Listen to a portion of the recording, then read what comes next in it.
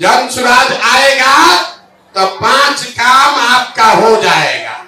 याद करिए, अब इसको लिख लीजिए। पहला काम, आपके घर के बच्चे जो बाहर गए हैं मजदूरी करने, जो बच्चे आपके बेरोजगार बैठे हैं, उसको नौकरी हो या न हो, लेकिन साल भर के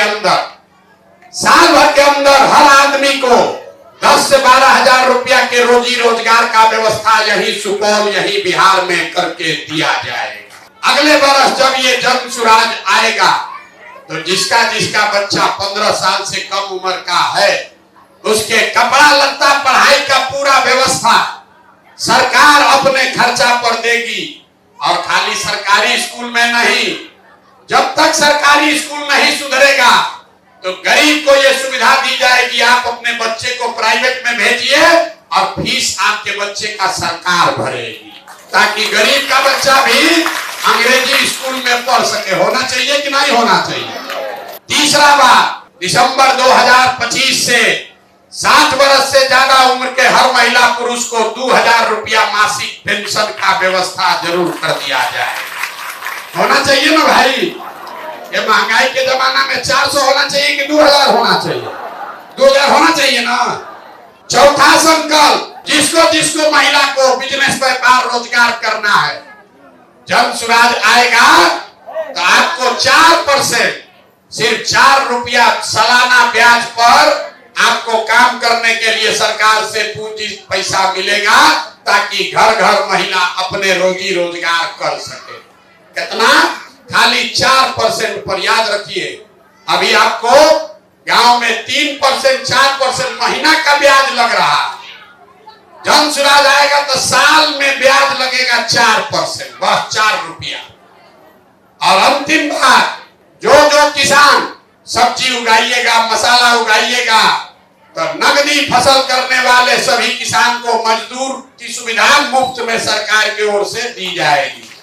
मजदूर का खर्चा आपको सरकार देगी, ताकि आप धान गेहूं छोड़कर जिसमें पैसा कमाने वाला खेती है वो खेती आप कर सकें।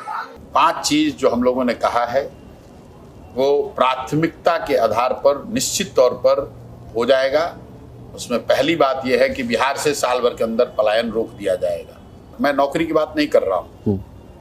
बिहार में राजनीतिक और सामाजिक जीवन में रहने वाले लोगों को ये समझना चाहिए कि आप पूरे इतने बड़े आबादी को सरकारी नौकरी नहीं दे सकते, लेकिन इतने बड़े समाज को आप अच्छा पढ़ा सकते हैं, इतनी बड़ी जनसंख्या को आप रोजी रोजगार की व्यवस्था कर सकते हैं। तो जन सुराज का पहला संकल्प ये है कि साल भर के अंदर यहाँ डिस्ट्रेस माइग्रेशन रोक दिया जाएगा। यहाँ पर लोगों को 10 से 15 हजार रुपए की नौकरी रोजगार की व्यवस्था कर दी जाएगी। दूसरा ब्लूप्रिंट ये है कि बिहार के हर बच्चे के लिए एक अच्छे पढ़ाई की व्यवस्था, 15 साल से कम उम्र के बच्चे के लिए पढ़ाई की व्यवस्था हो जाएगी।